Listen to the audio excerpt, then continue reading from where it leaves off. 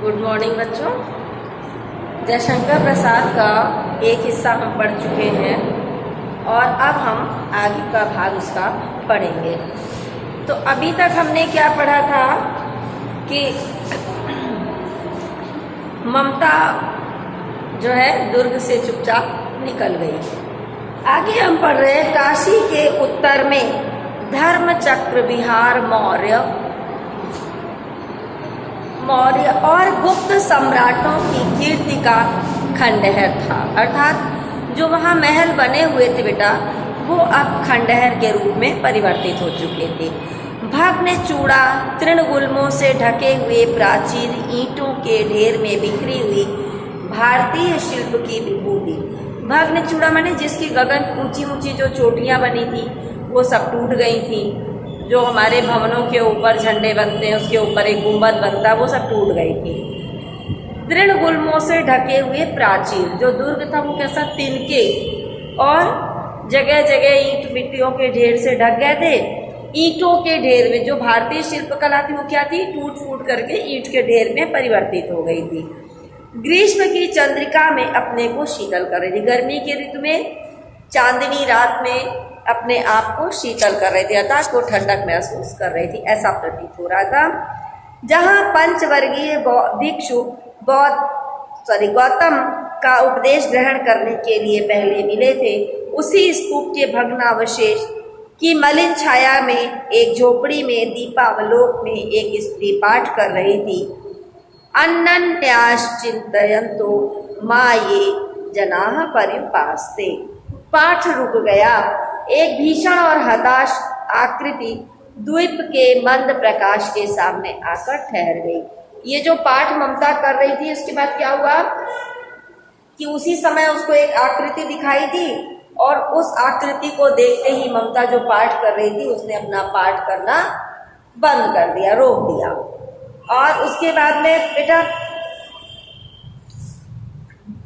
जो झोपड़ी थी उसमें क्या था, एक दीपक जल रहा था जिसका प्रकाश चारों ओर फैला हुआ था और उसी दीपक के प्रकाश में ममता जो थी वो पाठ कर रही थी। अब इसका अर्थ क्या हुआ बेटा, है ना, अनन्याश्चिन्तयन्तो मां। इसका जो अर्थ है वो ये है कि जो भक्त अनन्य भावना से मेरा चिंतन करते हैं, उपासना करते हैं, उनका योगक्षेम मैं स्वयं वहन करता हूँ। ऐसा कौन कह रहा है, ईश्वर का कह रहे हैं। ठीक है, ऐसा मानना है। अब देखिए यहाँ पे क्या है कि एक भीषण हताश आकृति दीप के मंद प्रकाश के सामने खड़ी, अर्थात एक लंबा चौड़ा व्यक्ति थका हुआ सा उस दीपक के प्रकाश में खड़ा था। स्त्री उठी, उसने कपाट बंद करना चाहा। ममता थी वो स्त्री, बेटा उठी, उसने दरवाजे बंद करने की कोशिश की, परंतु व्यक्ति ने कहा, माता मुझे आश्रय चाहिए। उस व्यक्ति ने क्या कहा, माता मुझे सहारा चाहिए, मुझे रुकने के लिए, ठहरने के लिए स्थान चाहिए। तुम कौन हो, स्त्री ने पूछा। स्त्री के लिए ममता को देख रहे हैं यहाँ पे। ममता ने पूछा, तुम कौन हो। मैं मुगल हूँ, चौसा युद्ध में शेरशाह से विपन्न होकर रक्षा करना चाहता हूँ। वो कौन था, मुगल सैनिक था और चौसा के युद्ध में शेरशाह से विपन्न होकर के, मतलब हताश होकर के, हार के अपनी रक्षा करना चाहता था। अब ये मुगल कौन था आगे पता चलेगा। इस रात अब आगे चलने में असमर्थ, वो इतना ज़्यादा थक गया था कि आगे चलने की उसकी क्षमता नहीं बची थी, असमर्थ हो गया। क्या शेरशाह से स्त्री ने अपने होंठ काट लिए। शेरशाह का नाम सुन करके स्त्री को बहुत ही ज़्यादा अचंभा हुआ, क्योंकि शेरशाह ने तो कब्जा कर लिया था पूरे महल पे, जिसके कारण ममता को भागना पड़ा वहां से, उसके पिता को मारा था। इस वजह से शेरशाह का नाम सुनकर उसके मन में अजीब सी भावना आ गई। उसको ये लगा कि अरे ये तो अजीब क्रूर सैनिक है। हाँ माता, उसने कहा, हाँ माता, परंतु तुम भी वैसे ही क्रूर हो, वही भीषण रक्त की प्यास, वही निष्ठुर प्रतिबिंब तुम्हारे मुख पर भी है सैनिक। ममता ने कहा, हे सैनिक, तुम भी अत्यंत क्रूर हो, कठोर हो, तुम भी रक्त के प्यासे हो। ठीक है, तुम्हारी निष्ठुरता, कठोरता तुम्हारे चेहरे पर दिखाई दे रही है। ठीक, उसने कहा, मेरी कुटी में स्थान नहीं है, जाओ कहीं दूसरा आश्रम खोज लो। ममता ने क्या कहा कि मेरी कुटिया में अर्थात मेरी झोपड़ी में तुम्हारे लिए कोई जगह नहीं है, जाओ दूसरी जगह ढूंढ लो। गला सूख रहा है, साथी छूट गए, अश्व गिर पड़ा। अब देखिए सैनिक ने क्या कहा, मुगल ने कहा कि मेरे साथी छूट गए हैं, मेरा घोड़ा गिर पड़ा है और मेरा गला प्यास से सूख रहा है, इतना थका हुआ हूँ। कह रहा मैं इतना ज़्यादा थका हुआ, उसके बाद वो कुछ बोल नहीं पाया और क्या हुआ, कहते कहते वह व्यक्ति धम से बैठ गया। वो मुगल क्या हुआ, वहीं पे धम से बैठ गया। उसके सामने ब्रह्मांड घूमने लगा था, तो उसको चक्कर आने लगे। स्त्री ने सोचा यह विपत्ति कहाँ से आ गई। ममता को क्या लगने लगा कि ये मुसीबत कहाँ से मेरे पास आ गई। उसने जल दिया, उसको पानी दिया, मुगल के प्राणों की रक्षा हुई। मुगल ने जब पानी पिया तो उसको लगने लगा कि अब मेरी जान में जान आ गई। कभी कभी बहुत प्यास लगती तो बेटा पानी मिलता तो क्या लगता है, जान में जान आ गई, ताकत आ गई। ठीक है, उसके बाद वह सोचने लगी सब विधर्मी दया के पात्र नहीं होते। ममता ने क्या सोचा कि जितने अधर्मी व्यक्ति होते हैं वो दया के पात्र नहीं होते। पिता का वध करने वाले आताताई माने आतंकवादी एक तरह से कहेंगे हम। तो उसने क्या सोचा कि मेरे पिता का वध करने वाले यही आतंकवादी हैं, और उसके मन में घृणा भर गई। कह रहे उसका मन घृणा से विरक्त हो गया, अर्थात उसके मन में घृणा भर गई। स्वस्थ होकर मुगल ने कहा माता तो फिर मैं चला जाऊं। पानी पीने के बाद उस मुगल को थोड़ी सी चेतना हुई, फिर उसने कहा कि माता क्या मैं यहाँ से चला जाऊं। विचार कर रही थी मैं ब्राह्मणी हूँ। अब देखिए ममता अपने मन में क्या विचार कर रही कि मैं ब्राह्मणी हूँ, मुझे तो अपना धर्म अतिथि देव की उपासना का पालन करना चाहिए। देखो बेटा ब्राह्मण का एक कर्तव्य होता है कि कोई भी अतिथि उसके दरवाजे पर आ जाए तो उसका सत्कार करना चाहिए, और ये भावना उसके मन में थी। तो वो सोचने लगी कि मैं क्या करूँ, अतिथि के सत्कार का जो हमारा धर्म है इसका पालन करें, परंतु यहाँ नहीं सब विधर्मी दया के पात्र नहीं होते। देखिए इसके मन में क्या आ गई बात कि परंतु यहाँ इसको रखना ठीक है या नहीं, इसके मन में तमाम विचार आ गए। नहीं सब विधर्मी दया के पात्र नहीं, सारे लोग जो होते हैं वो दया के पात्र नहीं होते हैं। ठीक है, इन विधर्मियों को के ऊपर दया नहीं करनी चाहिए, ऐसा उसके मन में भाव आया। परंतु यह दया नहीं कर्तव्य करना है। तब अब अपने ही मन में उसके विचार आ रहे हैं और जा रहे हैं। कह रही ये दया नहीं है, ये तो एक कर्तव्य का पालन करना है। हमारा जो कर्तव्य है वो क्या है कि किसी भी आए हुए अतिथि की रक्षा करना। मुगल अपनी तलवार टेककर उठ खड़ा हुआ। ममता ने कहा क्या आश्चर्य कि तुम भी छल करो। ठहरो, ममता ने कहा कि ऐसा तो नहीं होगा कि तुम मेरे साथ छल करोगे। उसने यही सोचा, फिर उसने कहा अच्छा रुक जाओ। ठीक है, क्योंकि उसके मन में दो भावनाएं चल रही थी। एक तो ये कि विधर्मी है, इसकी रक्षा नहीं करनी चाहिए, दूसरी ये कि हमें अपने धर्म का पालन करना चाहिए। ठीक है, तो उसने बोला कि छल,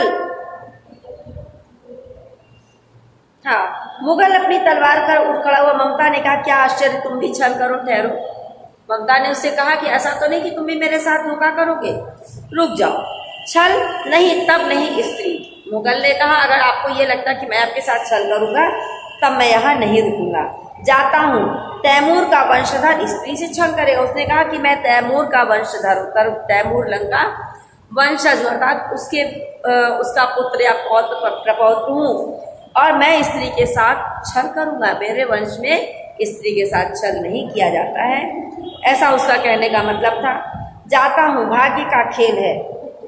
ममता ने मन में कहा यहाँ कौन दुर्ग है, यही झोपड़ी ना, जो चाहे ले ले, मुझे अपना कर्तव्य करना पड़ेगा। ममता के मन में क्या विचार आया कि मेरे पास कोई धन दौलत कोई राज्य खजाना तो है नहीं जो ये ले लेगा, मात्र एक झोपड़ी है, लेना हो तो ले ले इसको भी, लेकिन मैं अपने कर्तव्य का पालन करूंगी। ठीक है, वह बाहर चली आई और मुगल से बोली जाओ भीतर, थके भयभीत पति तुम चाहे कोई हो मैं तुम्हें आश्रय देती हूँ। ममता ने क्या किया, स्वयं को झोपड़ी से बाहर कर लिया और मुगल से कहा कि ठीक है तुम कोई भी हो, मैं तुमको आश्रय दे रही, तुम झोपड़ी के अंदर जाओ और वहां जाकर के विश्राम करो, क्योंकि तुम बहुत थक गए हो। ठीक है, मैं तुम्हें आश्रय देती हूँ, अर्थात मैं तुम्हें सहारा देती हूँ। मैं ब्राह्मण कुमारी हूँ, सब अपना धर्म छोड़ दें तो क्या मैं भी अपना धर्म छोड़ दूँ। उसने बोला मैं ब्राह्मण की पुत्री हूँ, सभी लोग अगर अपना धर्म छोड़ दें तो इसका मतलब ये नहीं है कि मैं भी अपना धर्म छोड़ दूं, मैं अपने कर्तव्य का पालन करूंगी। मुगल ने चंद्रमा के मंद प्रकाश में वह महिमामय मुखमंडल देखा। उसने मन ही मन नमस्कार किया। ममता के पास की टूटी हुई दीवार में चली गई। ममता ने क्या किया, उसको आश्रय दिया और खुद पास में कोई टूटी हुई दीवार थी, उसके पास चुपचाप चली गई। उस प्रकाश में, दीपक के प्रकाश में उस मुगल ने ममता के चेहरे को देखा जो अत्यंत सुंदर, और उसके चेहरे पर सौम्यता थी, उसमें एक अलग सी प्रतिभा दिखाई दे रही थी। उसने ममता को प्रणाम किया श्रद्धा के साथ और थका हुआ पथिक झोपड़ी में विश्राम करने लगा। ममता चली गई वहां से। प्रभात के खंडहर की संधि में ममता ने देखा। संधि माने जोड़ बेटा, खंडहर का जोड़, जहां दो दीवारें होंगी, गिर पड़ी होंगी, बीच में कहीं जगह होगी, वही ममता छिप के बैठी थी। उसने वहां से देखा कि सैकड़ों अश्वारोही उस प्रांत में घूम रहे, मतलब कई घुड़सवार वहां पे घूम रहे हैं। वह अपनी मूर्खता पर कोसने लगी। उसको लगने लगा कि मैंने बहुत बड़ी गलती कर दी कि उसको अपना आश्रय दे दिया। अब उस झोपड़ी से निकलकर पथिक ने कहा, मिर्जा मैं यहाँ हूँ। जो पथिक मुगल सैनिक उसके झोपड़ी में था, उसने अपने साथियों को आवाज दी, कहा मिर्जा मैं यहाँ पर हूँ। शब्द सुनते ही प्रसन्नता की चीत्कार ध्वनि से प्राप्त हो उठा, और जैसे ही उसका स्वर सुनाई दिया, उसके सैनिक प्रसन्नता से चिल्ला उठे।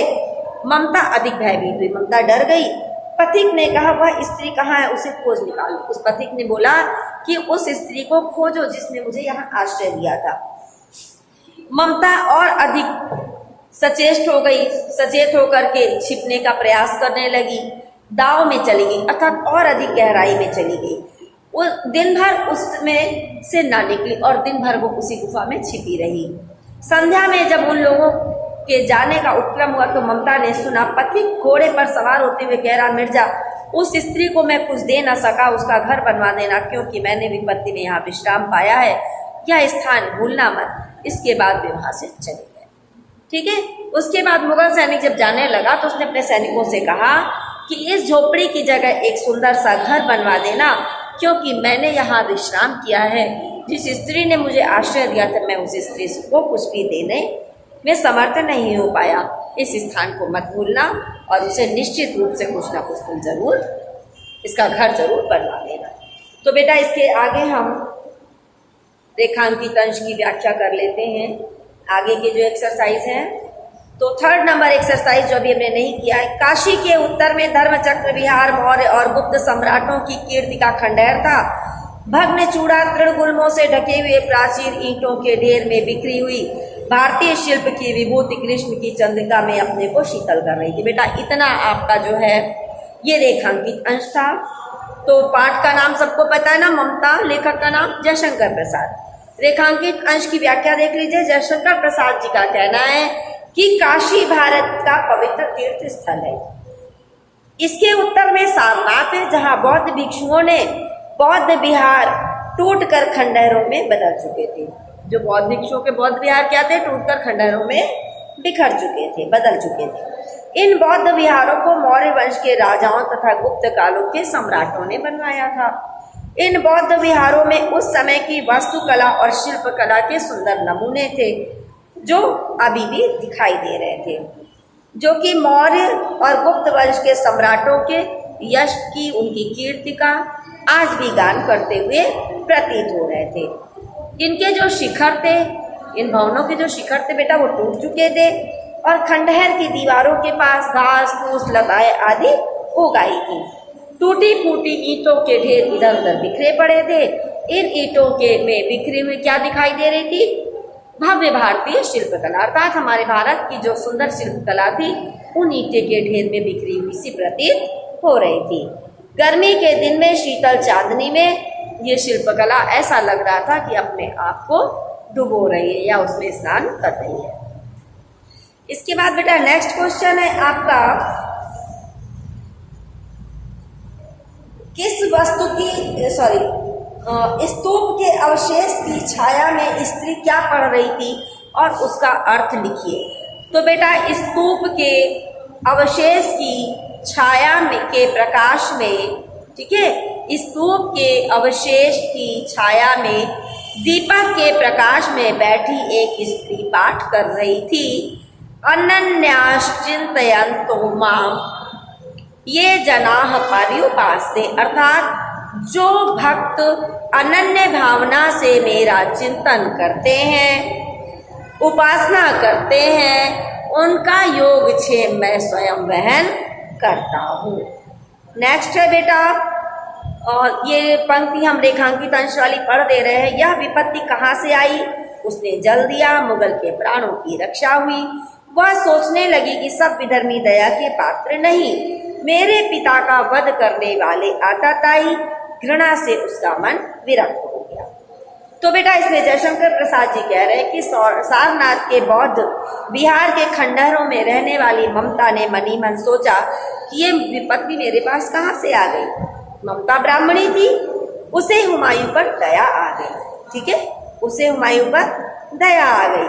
उसने हुमायूं को जल दिया। जल पीने के पश्चात हुमायूं को होश आ गया। बेटा वो मुगल कौन था? हुमायूं था।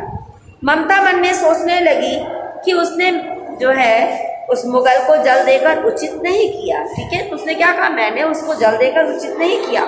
इसके प्राण तो बच गए, लेकिन क्या पता अब ये मेरे साथ कैसा व्यवहार करेगा, क्योंकि जो सभी विधर्मी व्यक्ति होते हैं वो दया के पात्र तो नहीं होते हैं।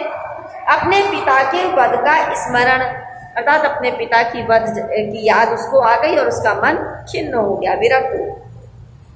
क्योंकि पिता हंता को तो कदापि आश्रय नहीं देना चाहिए। जिसने पिता को मारा हो उसको कभी भी आश्रय नहीं देना चाहिए। ठीक है, इसके बाद नेक्स्ट क्वेश्चन है कि गद्यांश में वर्णित व्यक्ति कौन था। ठीक है, क्वेश्चन क्या है? गद्यांश में वर्णित व्यक्ति कौन था? तो बेटा गद्यांश में वर्णित व्यक्ति हुमायूं था। ठीक है बेटा, मुगल सैनिक कौन था? हुमायूं था। बस आज के वीडियो में इतना ही। नेक्स्ट वीडियो हम आपको